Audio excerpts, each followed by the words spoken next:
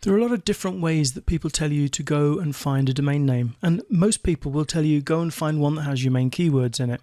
That's how we used to do it with SEO, with search engine optimization, but Google has cracked down on that. And so what you don't want to do is limit your domain ideas to those that have just keywords in.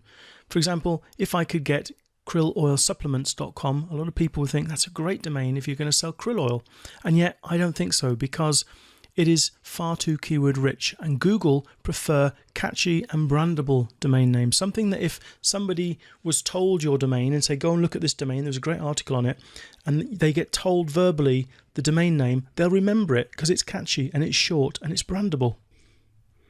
And this is the only type of domain I've really used in the last 5, 6, 7 years. I stopped using keyword rich domains a long time ago, and believe me, it does not make that much of a difference in terms of SEO, and it may not even make any difference now because Google has cracked down so hard on domains that have keywords in, and specifically keyword spammed domains. So don't worry if your domain doesn't have keywords in it. It should, however, be logical. If somebody saw the domain, then they should know roughly what that domain was about.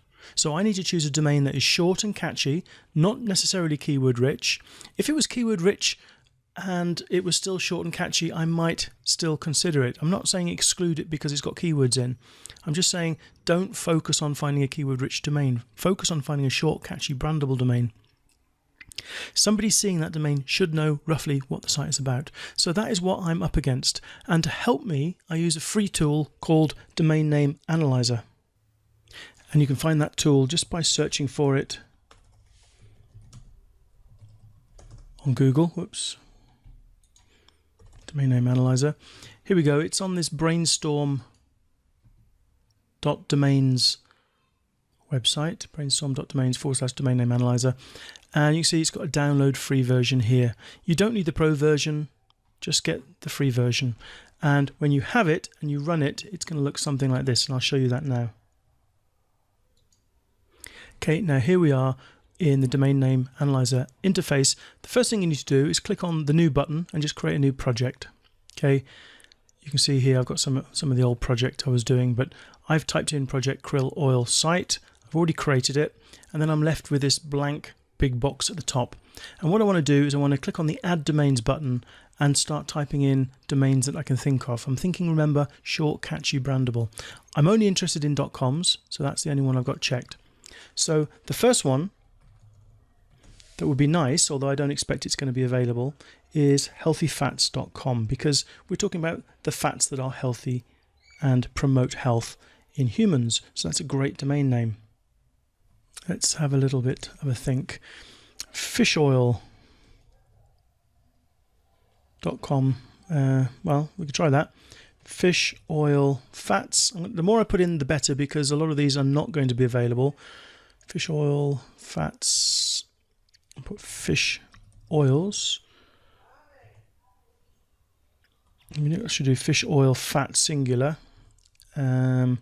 Fish fats. That's quite catchy, isn't it? Fish fats, and fish fat. Okay, let's just try that. The software is going to go and check, see if any of these are available. And they're now listed down here. And we just click on the check all button. If it says NA resolves, that means that the domain has already been taken.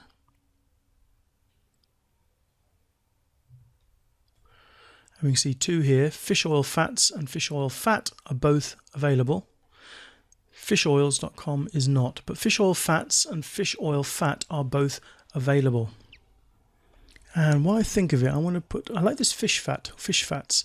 So I'm going to put in one more here, which I've just thought of. That's about fishy fats. Fishyfats.com. I think that's got a good ring to it.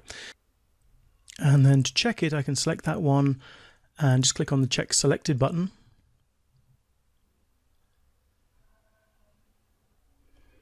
And as we can see, that one is available, and I'm quite excited about that one because I like the sound of fishyfats.com.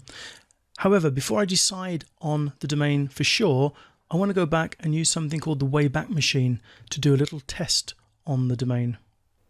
You can find the Wayback Machine by searching Google for Wayback Machine, or just go to archive.org/web. and then we type in the domain that we're interested in buying. And what we're looking for to see if there's any history to the domain. Was the domain ever used for anything that we don't want to be associated with? And so porn or gambling or any subject, or was it used as a site that was heavily spammed or keyword stuffed or linked to heavily? As we can see here, Wayback Machine doesn't have any page, any archives of that page, which means this domain is pretty safe. If we type in another domain, just so you can see what sort of history you get, let's just make up a domain here that I know will have been used in the past. buyprescriptiondrugs.com. I have no idea whether it's still a domain, but I'm sure it was in the past. And Wayback Machine will show me versions of that site going back for as long as it's got history of the site. Okay, and for some reason it seems to have hung up on that. Let me go back, click on show all. There we go. Right, so this domain has a history. Back in 2010 it existed. I was actually expecting it to have been existed more than that, but on January 23rd 2010 Wayback Machine took, there we go, that's the screenshot of what the web site looked like. Let's find one that perhaps is, let me just, that's really amazed me that that isn't a real website. Let me just paste that in and just go. The web page is not available, so clearly it's not a domain now. Let's try something else. Buy,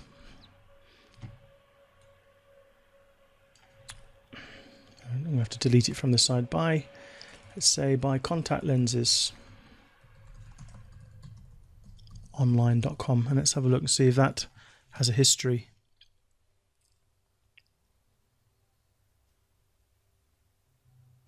Okay, now we have a history here. We've got history going back to 2003. We can click on 2003 and then see what that website looked like back then.